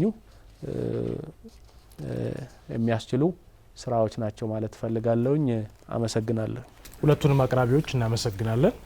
ሰፋ ያለ ጊዜ ወስደው ነው በርከት ያሉ ሀሳቦችን ያነሱት። በመጀመሪያው ዶክተር ኤፍሬም የዘላቂ ቱሪዝም ጽንሰ ሀሳብና ተገባበርን አስመልክቶ የዘላቂ ቱሪዝም ምንነት እና የዘላቂ ቱሪዝም ልዩ ባህሪያትን አንስተዋል። የዘላቂ ቱሪዝም ምሰሶዎችና ጽንሰ ሀሳቦች፣ የዘላቂ ቱሪዝም አመጣጥ፣ የዘላቂ ቱሪዝም አተገባበር በእነዚህ መሰረታዊ ሀሳቦች ዙሪያ ነው ሀሳብ የሰጡት። ዘላቂ ቱሪዝም ልማት የሀገሪቱን ሀብት ባህልና ተፈጥሮ ማዕከል ያደረገ የቱሪዝም አይነት ሲሆን ይህም አሁን ያለው ትውልድና የመጪውን ትውልድ ፍላጎት መሰረት ያደረገ ጉዳይ መሆኑን በደንብ አንስተዋል። ዘላቂ ቱሪዝም ተፈጥሮን መሰረት ያደረገ የትውልድ መገንቢያ ነው የሚለውንም ይዘናል። ምድርን ከአባቶቻችን የወረስነው ሳይሆን ከልጆቻችን የተዋስነው ነው ብለው ያነሱት ነጥብ ለዚህም ዘመን እንደ መሪ ቃል ልንይዘው የሚገባ ይመስለኛል። እሳቸው በዳሰሳቸው ዘላቂ ቱሪዝም ከማስ ቱሪዝም ጋር ያለውን ልዩነት አንስተዋል። የዘላቂ ቱሪዝም ሶስቱ ምሰሶዎችንም በደንብ ነግረውናል። ኢኮኖሚያዊ፣ ማህበራዊና ከባቢያዊ ብለው ከነዚህ ምሰሶዎች አንጻር ዘላቂ ቱሪዝም ያለው ጠቀሜታ ምን እንደሆነ አብራርተዋል። ከዘላቂ ቱሪዝም አመጣጥ አንጻር መነሻው የሆነው ዘላቂ ልማትን አንስተው ከተያያዥ ሀሳቦች ጋር ማብራሪያ ሰጥተዋል። በመጨረሻም የዘላቂ ቱሪዝምና የዘላቂ ልማት አጀንዳዎች ጋር እንዴት እንደሚተሳሰሩ ማብራሪያ ሰጥተዋል። በሁለተኛው መነሻ ጽሁፍ ደግሞ ዶክተር ተስፋዬ የዘላቂ ቱሪዝም አተገባበር ተግዳሮትና መፍትሄዎቹን ነው የጠቆሙት። በተጨባጭ መሬት ላይ ያሉ ስራዎችንና መገለጫቸውን ነው እሳቸው ያነሱት። የወንዝ ዳር ልማቶች፣ የፓርክ ልማቶች እና መሰል ልማቶች ላይ የተሰሩ ስራዎች ከመስተጋብራቸው አንጻር ከቱሪዝም ረገድ ምን ትርጉም እንዳላቸው አንስተዋል።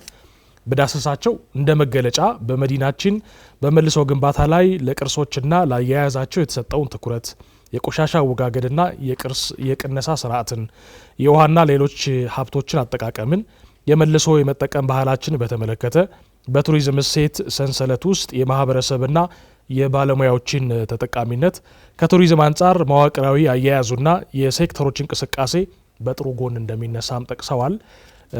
ከዘላቂ ቱሪዝም አንጻር እንደ ተግዳሮት የአስተሳሰብ ችግር፣ ሶስቱን ምሰሶች በኩል የማየትና አያይዞ የመሄድ ችግር፣ ከሀብት አጠቃቀም አያያዝ አንጻር ያለ ክፍተት፣ ከባህል አኳያ ያለ የአስተሳሰብ ክፍተት፣ የመረጃ አያያዝ ችግር፣ የማህበረሰብ ተሳትፎን ያለማጠናከር ችግር፣ ማስተዋወቅ ስራ ላይ ያለ ክፍተት ጠቅሰዋል። በመጨረሻም የቱሪዝም ኮሚሽን እነዚህ ተግዳሮቶችን ዘላቂ መፍትሄ ከመስጠት አንጻር በምን ያህል ደረጃ ኃላፊነቱን መወጣት እንዳለበትና እየሰራቸው ያሉ ስራዎች ተጠናክረው መቀጠል እንዳለባቸው አንስተዋል። በዚህ መጠን የሚጠቃለል ይመስለኛል የሁለቱ ጽሁፍ። አሁን የእናንተ የውይይት ሰዓት ነው የሚሆነው። በተነሱ ሀሳቦች ዙሪያ ከየመጣችሁባቸው ተቋማትና ካላችሁ ኤክስፔሪየንስ ረገድ አጠር ያለ ሀሳብ እናነሳለን።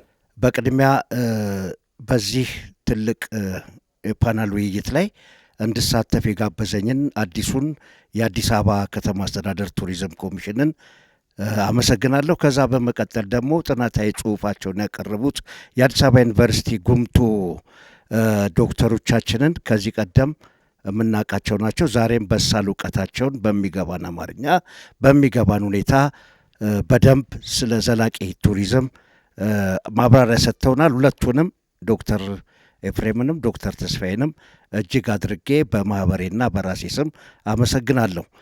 እንግዲህ ሁለቱም ጥናታዊ ጽሁፍ ያቀረቡት ዶክተሮች ተደጋጋፊ የሆነ ርዕስ ነው የተሰጣቸው።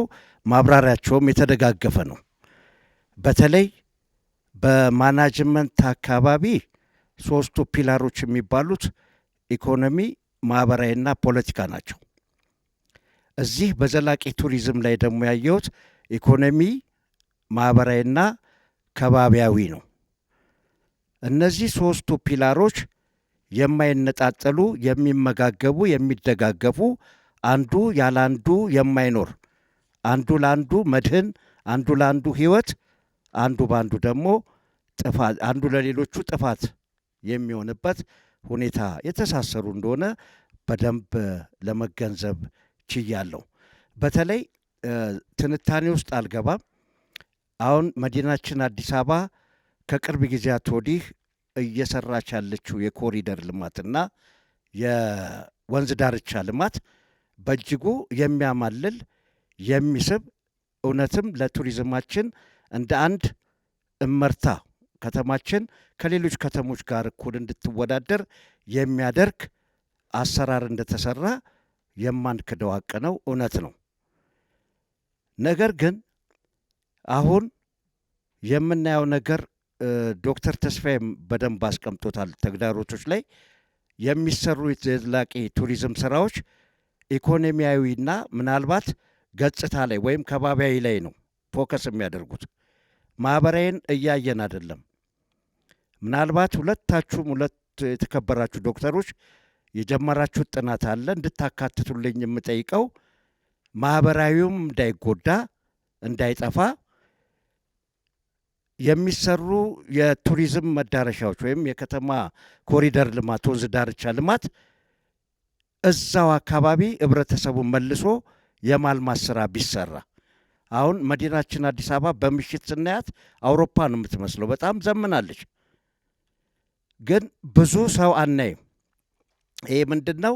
ከአካባቢው አርቆ የማልማት ስራ ስላለ ነው። እና ከተማዋም ትልማ ህብረተሰቡም አብሮ ይልማ የሚል እሳቤ ስላለ ነው እዛው ጋር መልሶ የሚደራጅበት ወይም መልሶ የሚቋቋምበት ነገር እንዲቀመጥ በእናንተ ጥናት እንድታካትቱልኝ ነው። ሌላው ዘላቂ ቱሪዝም እንግዲህ ከዘላቂ ልማት የተቀዳ ነው። ስለዚህ ዘላቂ ቱሪዝምን ለማስፈን ለማስረጽ የሀገር ውስጥ ቱሪዝምን ኢንካሬጅ ማድረግ በጣም ጥያቄ ውስጥ የማይገባ ጉዳይ ነው እና አሁንም በጥናታችሁ ላይ በስፋት እንድትይዙልኝ ስለፈለግኩ ነው። የሀገር ውስጥ ቱሪዝም ኢንካሬጅ እንዲደረግ የሀገርን ክበባት በየተቋማቱ እንዲቋቋሙና እንዲደገፉ ማድረግ በእናንተ ጥናት እንዲካተት እጠይቃለሁ። ይሄ ከሆነ ዘላቂ ቱሪዝማችን በፈለግነው ሁኔታ በፈለግነው ጊዜ በፈለግነው መጠን ይፋፋል፣ ያብባል። አገራችን ኢትዮጵያ ሆነች መዲናችን አዲስ አበባ ከሌሎች ሀገሮች እኩል ተርታ የምትሰለፍበት ወይም ወደ ቀደመው ዝናዋና ክብሯ ማማዋ ላይ የምትወጣበት ምቹ መንገድ ይመስለኛል። በተለይ ከአምስቱ የኢኮኖሚ ፒላሮች አንዱ ሆኖ ተሰይሟል ቱሪዝም። ይሄ እሰየው የሚያስብል ነው። በዚህ በቅርብ ዓመታት ሚኒስቴር መስሪያ ቤቱ ራሱን ችሎ ተገንጥሎ ወጥቶ እንዲቋቋም መደረጉም ትልቅ ዘላቂ መፍትሄ ነው። ቢዘገይም ደግሞ አሁን በቅርቡ ባለፉት 2 ወራቶች የራሱን ችሎ እንደ ተቋም የተቋቋመው ቱሪዝም ኮሚሽን ይሄ ለቱሪዝም የተሰጠውን ትኩረት የሚያመላክት ነውና ትኩረቱ ከሚነገረው ነገርና አሁን ካየነው በጎ ጅማሬ ከኮሪደር ልማትና ከወንዝ ዳርቻ ልማት አንጻር ማህበራዊውንም በደንብ እያየ እንዲሰራ አበክሬ ጠይቃለሁ። አመሰግናለሁ። እንግዲህ ይህንን ዘርፍ በምንመለከትበት ሰዓት መንግስት ልዩ ትኩረት ሰጥቷል። በተለይ ደግሞ ያሉ የቱሪስት መዳረሻዎችን የነበሩትን ከማልማት ከመጠበቅ ከመጠገን ባሻገር የቱሪስት ወይ ደግሞ የቱሪዝም መዳረሻዎችን በማስፋት በኩል በጣም አስገራሚና አስደማሚ የሆኑ ስራዎች መሰራታቸው ማንም የሚያውቀው ጉዳይ ነው። ነገር ግን ያው ይህንን ነገር በዘላቂነት መጠበቅ ደግሞ ያስፈልጋል። የጸጥታ ጉዳይ፣ የመሰረተ ልማት ጉዳይን አጠናክሮ የመሄድ ለቱሪዝም ለዘላቂ ቱሪዝም መሰረታዊ ጉዳይ ስለሆነ ሊታሰብበት ይገባል የሚል እምነት አለኝ። እርግጥ አዲስ አበባ ላይ የጸጥታ ችግርም የመሰረተ ልማት ጉዳይም ብዙ ማሳሳቢ ላይሆን ይችላል። እንደ ሀገር ግን ስናይ ብዙ የቱሪስት መዳረሻዎች ተሰርተዋል። ለምሳሌ እነ ኮይሻ እነ ጎርጎራን የተለያዩ ቦታዎችን ማንሳት አሁን ቅርብ ጊዜ ደግሞ የባሌና የሶፍ ዑመር ማንሳት እንችላለን። ግን የጸጥታ ሁኔታ መታሰብ አለበትና አንዱ ተግዳሮት ያ ነውና ከአዲስ አበባ አንጻር እንኳን ስናይ ጥሩ ነው የሚል እምነት አለኝ።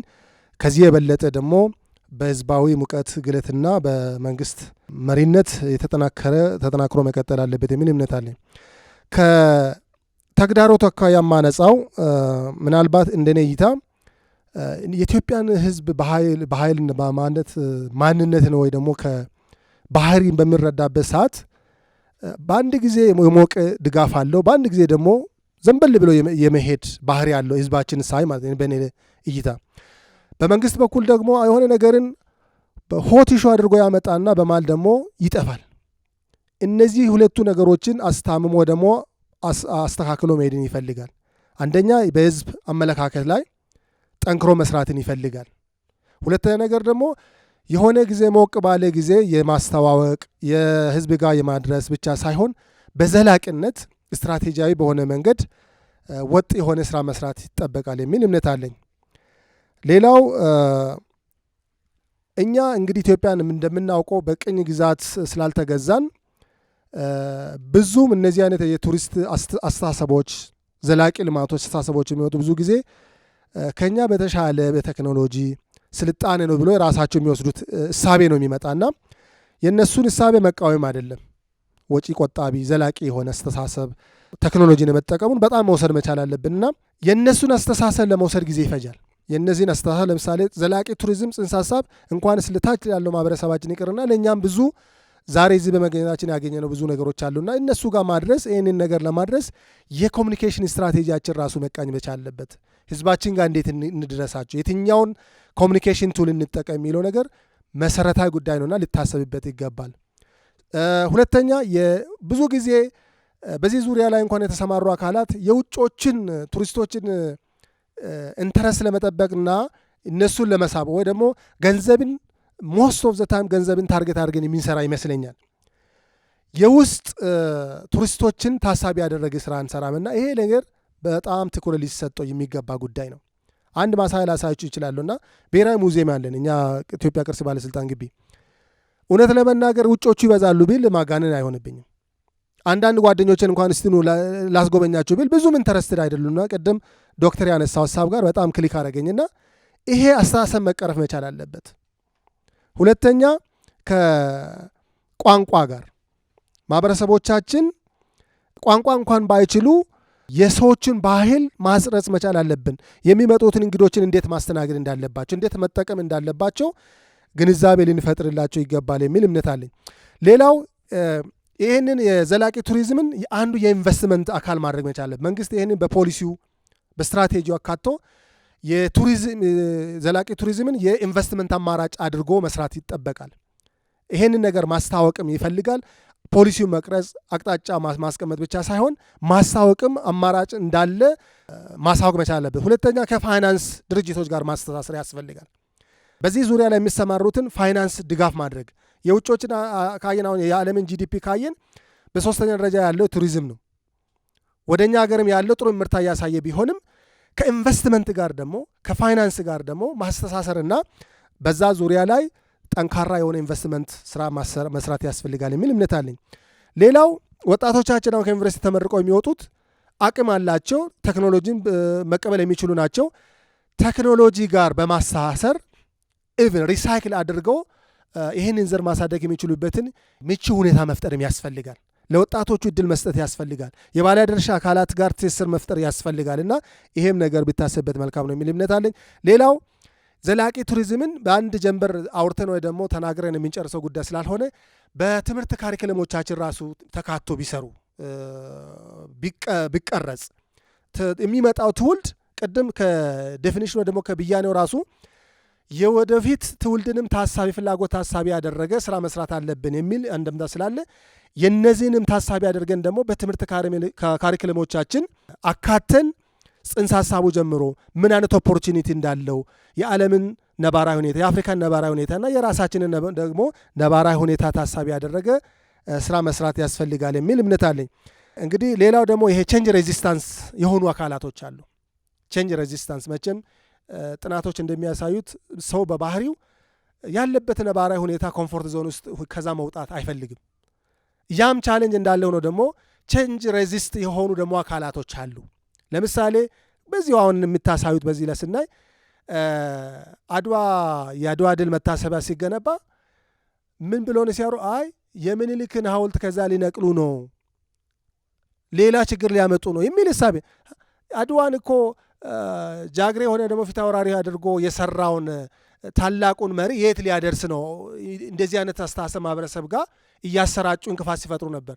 ኮሪደር ልማት ሲሰራ ሲነገር የነበረውን ታውቃላችሁ። ብልጭልጭ የተለያየ ነገር ሲሰጡ ነበርና አሁንም ደግሞ ኢትዮጵያ መንግስት እየሄደበት ያለውን አመርቂ ውጤት እያሳየ ያለበትን ተጨባጭ ለውጥ እያመጣ ያለበትን የሚያጠለሹና ሬዚስት የሚያደርጉ ይህንን ሬዚስታንሳቸውን ደግሞ የሚቀበሉ ጥቂት የሚባሉ የማህበረሰብ አካላት ስላሉ በዚህ ላይ ደግሞ ካውንተር አታክ ማድረግ የሚችል የኮሚኒኬሽን አሰራራችንን ማዘመንና መስራት ያስፈልጋል የሚል እምነት አለኝ። አመሰግናለሁ።